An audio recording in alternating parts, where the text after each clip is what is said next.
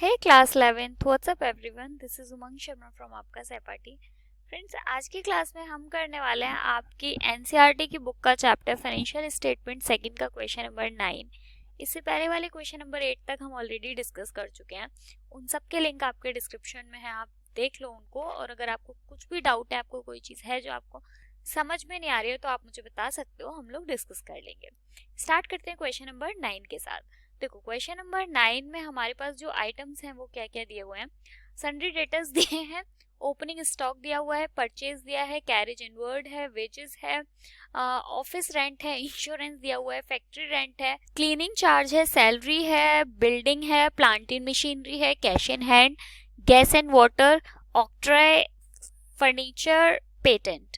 और अगर हम दूसरी साइड की बात करें तो हमारे पास सन्ड्री क्रेडिटर्स दिए हुए हैं, सेल दिया है, परचेज रिटर्न है, बिल्स पेबल है और कैपिटल है। ओके, यहाँ तक कोई प्रॉब्लम नहीं है। एक बार इसकी कुछ एडिशनल इन्फॉर्मेशन दी हुई है वो देख लेते हैं। देखो, क्लोजिंग स्टॉक दिया हुआ है, कोई प्रॉब्लम नहीं है। उसके बाद दिया है ओपनिंग प्रोविजन फॉर डाउटफुल डेब्ट is to be maintained at 5% on sundry debtors. ठीक है, कोई दिक्कत नहीं है। ये अब हम अच्छे समझ चुके हैं, काफी सारे क्वेश्चन सॉल्व कर चुके हैं हम इस तरीके के, तो बहुत आराम से कर लेंगे। उसके बाद में वेजेस, और वेजेस पे 500 रुपए और सैलरी पर 350 आउटस्टैंडिंग दे रखा है। ठीक है। फैक्ट्री रेंट प्रीपेड दिया है 100 rupees, depreciation machine plant and machinery पर 5% का, बिल्डिंग पर 10% का, आउटस्टैंडिंग इंश्योरेंस दे रखा है 100 रुपीज का। ठीक है, एक एक फिगर उठाते हैं, देखते हैं कौन सा ऐसा आइटम है जो ट्रेडिंग अकाउंट में जाने वाला है, कौन सा प्रॉफिट एंड लॉस अकाउंट में जाएगा और कौन सा बैलेंस शीट में जाएगा। और जैसा कि मैं हमेशा आपको बोलती हूँ कि मेरे क्वेश्चन में ये आपको बताने से पहले कि अच्छा ये सन्ड्री डेटर्स है, ये कहाँ पर जाएगा, आप खुद से सोचो, खुद से भी थोड़ा सा देखो, तो आपको याद हो जाएगा कि कौन सा आइटम कहाँ जा रहा है। और अब याद हो भी जाना चाहिए, क्योंकि हम काफी आगे बढ़ चुके हैं, क्वेश्चन नंबर 9 तक पहुंच चुके हैं।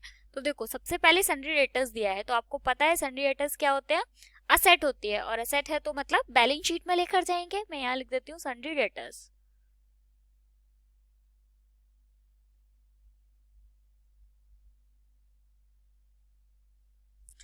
अभी अंदर ही लिख लेते हैं, क्योंकि हमें याद है कि इस पे कुछ एडजस्टमेंट है। 9600। आगे देखते हैं। देखो, इसके बाद में ओपनिंग स्टॉक और परचेज दिया हुआ है। आपको पता है कि दोनों ही कहाँ जाते हैं, ट्रेडिंग अकाउंट में। तो भाई ट्रेडिंग अकाउंट के डेबिट साइड में लिख दो ओपनिंग स्टॉक।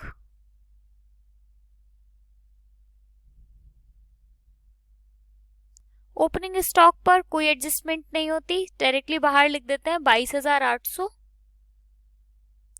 देन परचेज,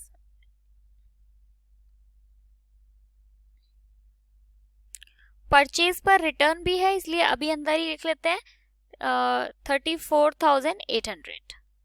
जब रिटर्न आएगा तो उसको एडजस्ट करके बाहर लिख देंगे। उसके बाद में जो नेक्स्ट आपको दिया हुआ है कैरेज इनवर्ड। कैरेज इनवर्ड जो होता है वो भी एक डायरेक्ट एक्सपेंस है, और हमें पता है कि जितने भी डायरेक्ट एक्सपेंस होते हैं वो कहाँ जाते हैं, ट्रेडिंग अकाउंट के अंदर। तो मैं थोड़ा सा गैप छोड़कर लिखूंगी, जिससे हम यहाँ रिटर्न को एडजस्ट कर पाए। मैं यहाँ लिख देती हूँ कैरेज इनवर्ड।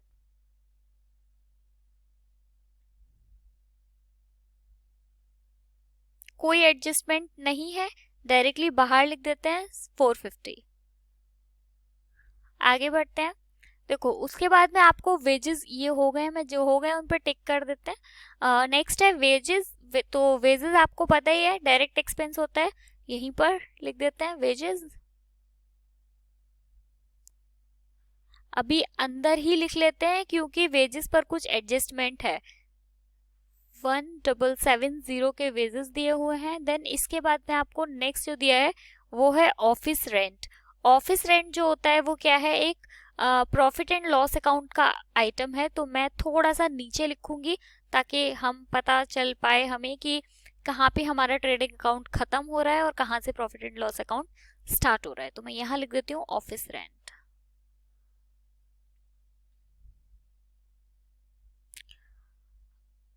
कोई एडजस्टमेंट नहीं है, फाइनल अमाउंट बाहर लिख दीजिए। इसके बाद में नेक्स्ट दे रखा है इंश्योरेंस। इंश्योरेंस भी एक प्रॉफिट एंड लॉस अकाउंट का ही आइटम है, क्योंकि ये एक इनडायरेक्ट एक्सपेंस है। तो यहाँ लिख देते हैं इंश्योरेंस।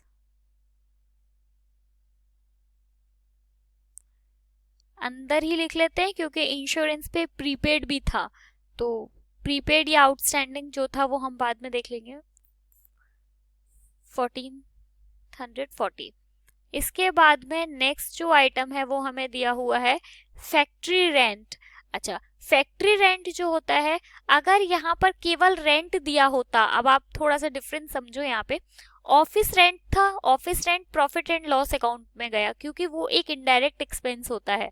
लेकिन अगर हम फैक्ट्री रेंट की बात करें तो फैक्ट्री रेंट क्या होता है, एक डायरेक्ट एक्सपेंस होता है, और जो भी डायरेक्ट एक्सपेंस होता है वो सारे ट्रेडिंग अकाउंट के अंदर जाता है, इसलिए हम फैक्ट्री रेंट को ट्रेडिंग अकाउंट में लिखेंगे। तो मैं थोड़ा सा गैप छोड़कर लिखूंगी यहाँ पे फैक्ट्री रेंट।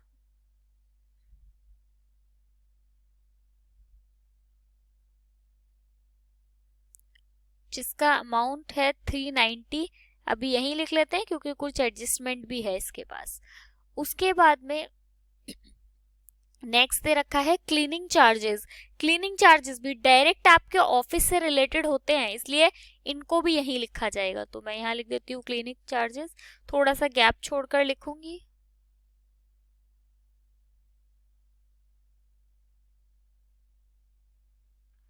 क्लीनिंग चार्जेस जिसका अमाउंट आपको दिया हुआ है 940। आगे बढ़ते हैं।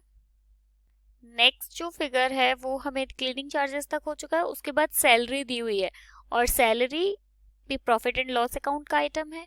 मैं यहाँ लिख देती हूँ सैलरी। सैलरी का जो अमाउंट है वो है 1590। मैंने ये गैप छोड़ा है ताकि इंश्योरेंस को हम यहाँ पे एडजस्ट कर पाए। उसके बाद में नेक्स्ट दिया हुआ है building plant and machinery.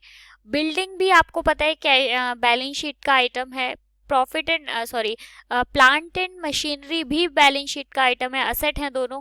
Cash in hand भी असेट है, तो पहले इन तीनों को वहां पे लिख देते हैं। तो जो बिल्डिंग है उसका अमाउंट है 24,000 रुपए, प्लांट एंड मशीनरी 3600 रुपए, और कैश इन हैंड जो है वो है 2196, 2160 का। तो ये सारी हमारी असेट हैं, असेट पे चलते हैं और इनको बैलेंस शीट पे लिख देते हैं। तो यहाँ पे मैं थोड़ा सा गैप छोड़कर लिख देती हूँ बिल्डिंग।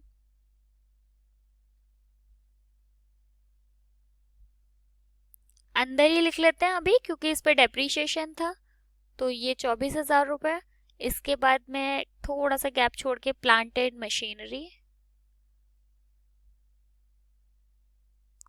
जिसका अमाउंट आपको दिया हुआ है 3600। इस पे भी अंदर ही लिखते हैं क्योंकि एडजस्टमेंट है, डेप्रीशिएशन है। इसके बाद नेक्स्ट लिख देते हैं कैश इन हैंड जिसका अमाउंट आपको दिया हुआ है 2160। जैसा कि मैं पहले भी बहुत सारे क्वेश्चंस में ही आपको बताती हूँ, आप कुछ भी चीज ऊपर नीचे कर देते हैं। आपने कैश इन हैंड सबसे ऊपर कर दिया, डेटर्स सबसे नीचे कर दिया, प्लांट एंड मशीनरी ऊपर कर दिया, बिल्डिंग नीचे कर लिया, इससे कोई फर्क नहीं पड़ता। ऐसा कुछ भी नहीं है कि आपको यही सीरीज से लिखना है या जो जैसे मैंने लिखा है वैसे ही लिखना है, ऐसा नहीं है। आप इनको ऊपर नीचे अपने मन से कर सकते हैं। बस ध्यान क्या रखना है कि कौन जो प्रॉफिट एंड लॉस अकाउंट में जाना है उसे प्रॉफिट एंड लॉस अकाउंट में ही लिखो, जो ट्रेडिंग में जाना है उसे ट्रेडिंग में ही लिखो। उसके बाद में नेक्स्ट आपको दिया, हमने कर लिया कैश इन हैंड तक। इसके बाद में नेक्स्ट जो है वो आपको दिया हुआ है गैस एंड वाटर जो कि 240 रुपीज का दिया हुआ है, और उसके बाद है ऑक्ट्रा। ये दोनों ही फिगर्स जो है वो क्या है, ट्रेडिंग अकाउंट के हैं क्योंकि ये डायरेक्ट एक्सपेंस है। तो गैस एंड वाटर आपको 240 का दिया हुआ है और ऑक्ट्रा 60 रुपीज की। तो मैं यहीं पर लिख दूंगी दोनों चीजें, गैस एंड वाटर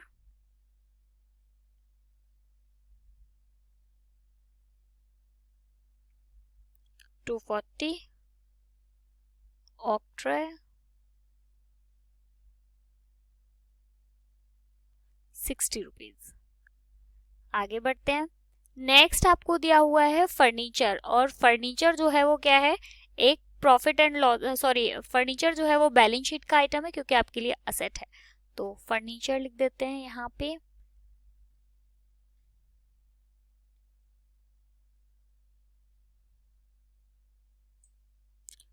जो कि आपको दिया हुआ है 20540। ठीक है। उसके बाद में नेक्स्ट आइटम जो है वो है पेटेंट, और पेटेंट भी एक फर्म के लिए, एक कंपनी के लिए या फिर एक फैक्ट्री के लिए असेट होती है।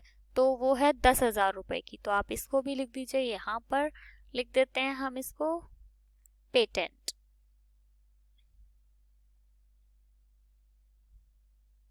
₹10,000। आगे बढ़ते हैं, ये साइड हमारी पूरी हो चुकी है। आ जाते हैं नेक्स्ट साइड पे। तो आपको दिया हुआ है यहाँ पे सन्ड्री क्रेडिटर्स। तो सन्ड्री क्रेडिटर्स क्या है, हमारी एक लाइबिलिटी होती है, इसे हमको लाइबिलिटी में लिखना है 2500 का। तो मैं यहाँ पे थोड़ा सा नीचे लिखूंगी ताकि ऊपर मैं कैपिटल लिख पाऊँ। मैं यहाँ लिख देती हूँ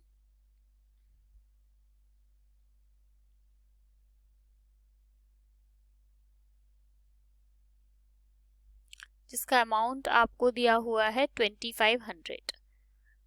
आगे बढ़ते हैं। अब आपको, मुझे लगता है अब आपको भी ऐसा लगने लगा होगा कि क्वेश्चंस अब उतने टफ नहीं लग रहे होंगे जो स्टार्टिंग में एडजस्टमेंट में प्रॉब्लम आ रही थी, क्योंकि अब काफी सारे क्वेश्चंस कर लिए तो धीरे धीरे आपको समझ में आ रहा होगा। उसके बाद में नेक्स्ट है सेल, और सेल आपको पता ही है, हम यहाँ ट्रेडिंग अकाउंट के क्रेडिट साइड में लिखते हैं सेल। सेल का जो अमाउंट है वो आपको दिया हुआ है 72670। अंदर ही लिख लेते हैं ताकि रिटर्न होगा तो हम माइनस कर देंगे, और अगर नहीं होगा तो फाइनल बाहर लिख देंगे। उसके बाद में नेक्स्ट दिया हुआ है परचेज रिटर्न, आपको दे रखी है 2430 रुपए की, तो इसको यहाँ पे लेस कर देते हैं, लेस रिटर्न 2430। जब आप 34,800 में से 2,430 माइनस करोगे तो आपका फाइनल अमाउंट बाहर आएगा 32,370। आगे बढ़ते हैं। इसके बाद आपको दिया हुआ है बिल्स पेबल और कैपिटल, जो कि दोनों ही बैलेंस शीट के आइटम है। बिल्स पेबल जो है वो आपको दिया हुआ है 15,600 का, और कैपिटल जो है वो 42,000 की दी हुई है। चलो तो आ जाते हैं बैलेंस शीट की साइड। सबसे ऊपर पहले तो मैं कैपिटल लिख देती हूँ, अंदर ही लिख लेते हैं 42,000, और उसके बाद में बिल्स पेबल, मैं बिल्स पेबल नीचे लिख देती हूँ ताकि ऊपर हम नेट प्रॉफिट वगैरह की एडजस्टमेंट कर पाएंगे। उसके बाद यहाँ लिख देती हूँ बिल्स पेबल,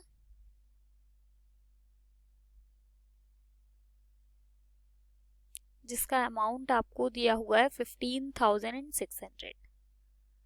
और देखते हैं ऊपर क्या क्या चीजें दी हुई हैं। ये सारी चीजें हो गई हैं। अब बढ़ते हैं एडजस्टमेंट की साइड। तो फिर से एक बार समझ लेते हैं कि जितनी भी एडजस्टमेंट होती है वो कम से कम दो जगह पर जाती है। तो सबसे पहले क्लोजिंग स्टॉक दिया हुआ है, तो भाई एडजस्टमेंट है इसलिए दो जगह लेके जाओ। एक तो यहाँ लिख देते हैं क्लोजिंग स्टॉक,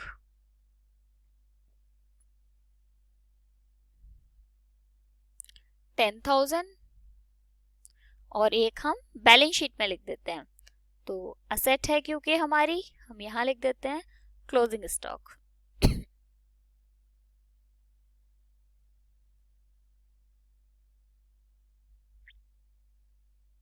10,000। आगे बढ़ते हैं।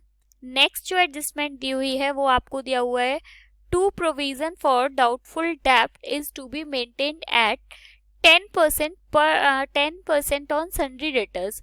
तो चलो पहले इसका जो एडजस्टमेंट है वो हम बैलेंस शीट पे कर लेते हैं, देन उसके बाद प्रॉफिट एंड लॉस अकाउंट में करेंगे।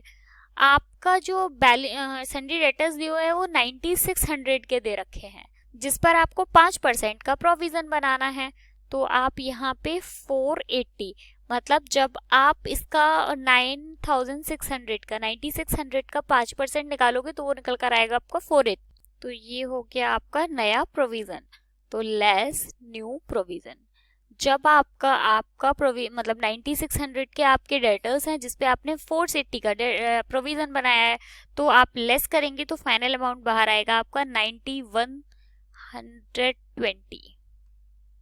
उसके बाद में क्योंकि ये एक एडजस्टमेंट है तो हमें दो जगह लेकर जाना पड़ेगा, इसलिए हम इसको प्रॉफिट एंड लॉस अकाउंट में भी लेकर जाएंगे, और यहाँ पर लिख देंगे, मैं यहाँ पर नीचे लिख देती हूँ, यहाँ पे मैं लिख देती हूँ, ठीक है, प्रोविजन फॉर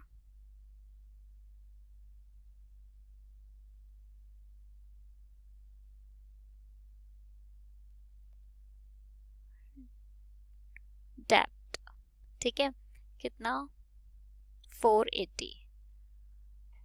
उसके बाद बढ़ते हैं एडजस्टमेंट नंबर थर्ड पर। वेजेस पर आपको आउटस्टैंडिंग वेजेस दे रखी है 500 की, और सैलरी पर आपको आउटस्टैंडिंग सैलरी जो है वो दे रखी है 350 की। तो इनको प्लस कर देते हैं, मैं वे पहले वेजेस में प्लस करूंगी, प्लस आउटस्टैंडिंग कितना 500।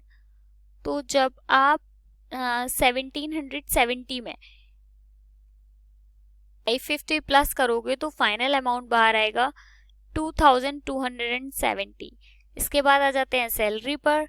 तो सैलरी प्लस आउटस्टैंडिंग, जब आप इसमें आउटस्टैंडिंग दे रखी है आपको 350, तो जब आप 1590 में 350 प्लस करोगे तो आपका आएगा 1940। ओके। अब क्योंकि ये एडजस्टमेंट थी तो आपको बैलेंस शीट में भी लेकर जानी पड़ेगी। आप बैलेंस शीट यहाँ पे लिखो, मैं इधर ही नीचे लिख देती हूँ आउटस्टैंडिंग वेजेस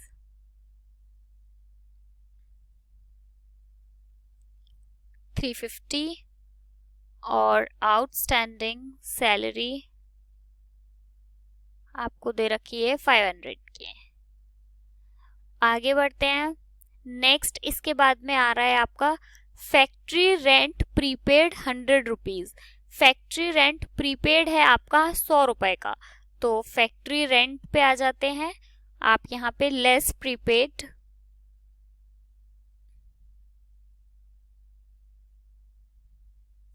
100 रुपीज।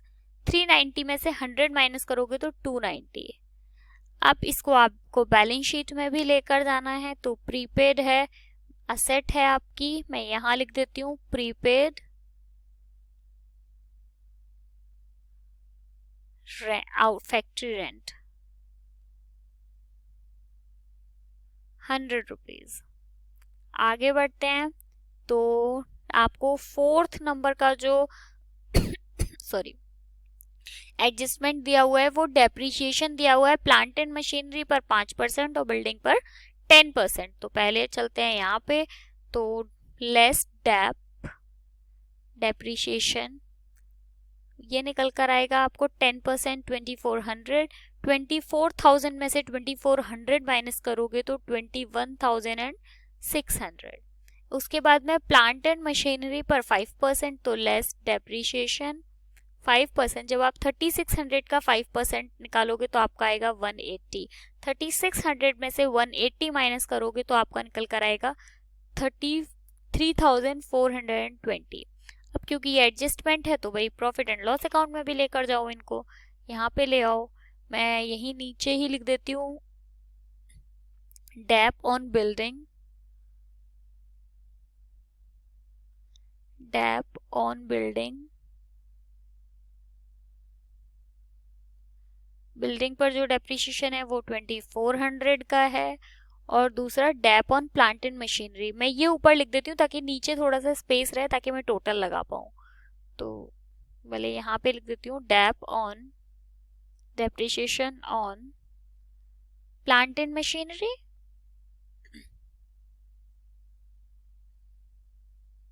जो कि आपको दिया हुआ है 180 का। आगे बढ़ते हैं। नेक्स्ट और लास्ट एडजस्टमेंट जो है वो आउटस्टैंडिंग इंश्योरेंस दे रखा है आपको 100 रुपीज का। तो आउटस्टैंडिंग इंश्योरेंस पे पहुंच जाओ भाई। पहले तो प्रॉफिट एंड लॉस अकाउंट में ही इसको एडजस्ट करो, प्लस आउटस्टैंडिंग इंश्योरेंस 100 रुपीज। तो जब 1440 में आप 100 प्लस करेंगे तो 1540। इसके बाद में आप इसको लेकर जाओ बैलेंस शीट में। आ जाओ भाई यहाँ पे, मैं यहाँ लिख देती हूँ आउटस्टैंडिंग इंश्योरेंस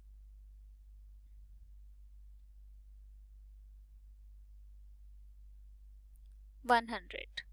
उसके बाद सारी एडजस्टमेंट खत्म हो जाती है। हम सबसे पहले टोटल लगाएंगे ट्रेडिंग अकाउंट का। तो ट्रेडिंग अकाउंट में मेरे पास जो फिगर है वो है 22,800, नेक्स्ट है 32,370, 450, 2270, 290, 940, उसके बाद में नेक्स्ट 240 और 60। तो ये साइड मेरी ज्यादा, अच्छा अभी एक चीज और रह गई है, सेल में कुछ रिटर्न नहीं था, हमें पता नहीं था उस टाइम पे, मतलब मोस्टली क्वेश्चंस में ऐसा ही होता है कि रिटर्न होता है, तो अब हम इसका फाइनल अमाउंट बाहर लिख देते हैं 72670। अब हम पहले टोटल लगाते हैं, क्योंकि हमें देखने से पता चल रहा है कि ये साइड हमारी ज्यादा हैवी है, तो टोटल पहले इसी साइड का लगा लेते हैं। मैं इधर का टोटल लगाऊंगी तो मेरा आ रहा है 82,670। सेम टोटल हम इस साइड भी लगा देंगे 82,670। अब 82,670 में से जब हम ये सारे एक्सपेंसेस माइनस करेंगे तो हमारा निकल कर आएगा ग्रॉस प्रॉफिट,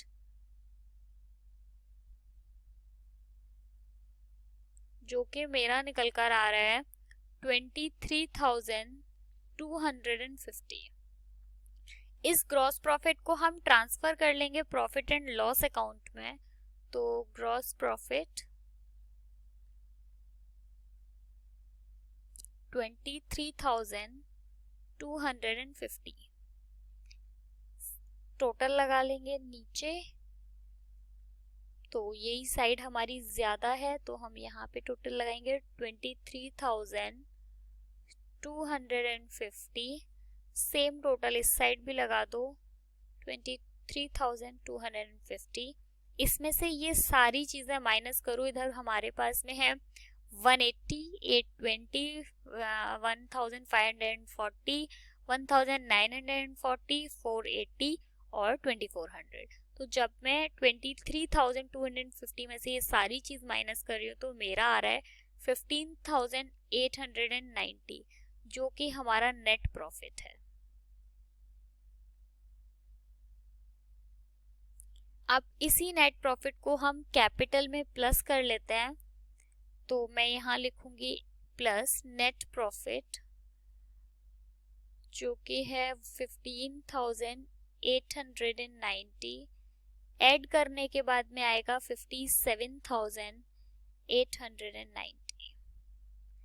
उसके बाद में देखो, अब हमारे पास में इधर हमारे पास में जो फिगर्स हैं वो हैं 57,890, 2,500, 15,600, 350, 500 और 100। असेट साइड की अगर हम बात करें तो हमारे पास फिगर है 9,120, 21,600, 3,420, 2,160, 20,540, 10,000 की दो फिगर है और एक फिगर है 100 की। जब आप टोटल करेंगे तो मेरा दोनों साइड का टोटल बराबर आ रहा है, मेरा इस साइड का जो टोटल है वो आ रहा है 76,940। सेम टोटल मेरा इस साइड भी आ रहा है 76,940। होप आपको क्वेश्चन समझ आया होगा, इजी क्वेश्चन था ये। मैं हमेशा आपको कहती हूँ ये क्वेश्चंस बहुत इजी होते हैं, बस थोड़े से बड़े होते हैं, शायद इसलिए आप लोग बोलते हैं कि मैम समझ नहीं आ रहा या आप लोग बहुत कंफ्यूज होते हो। तो उसका एक तरीका तो ये भी है, क्योंकि बहुत ज़्यादा फिगर्स होती है तो एक दो फिगर भी अगर हमारी छूट जाती है तो हमारा बैलेंस मैच नहीं करता, या हमारी ग्रॉस प्रॉफिट नहीं निकल कर आती है, नेट प्रॉफिट नहीं निकल कर आती। तो हमेशा टिक लगाकर अगर करोगे तो आपकी फिगर्स नहीं छूटेंगे, और अगर फिगर नहीं छूटेंगे तो 100% आपके मतलब बैलेंस शीट भी मैच करेगी और नेट प्रॉफिट और ग्रॉस प्रॉफिट भी सही निकल कर आएगा। होप आपको क्वेश्चन समझ आया होगा। आपको अच्छा लगे तो प्लीज़ वीडियो को लाइक ज़रूर करना, और अभी तक चैनल सब्सक्राइब नहीं किया है तो सब्सक्राइब कर लो, क्योंकि डेली बहुत सारे वीडियोस मैं आपके लिए लेकर आती रहती हूँ। मिलेंगे नेक्स्ट वीडियो में, bye, thank you so much.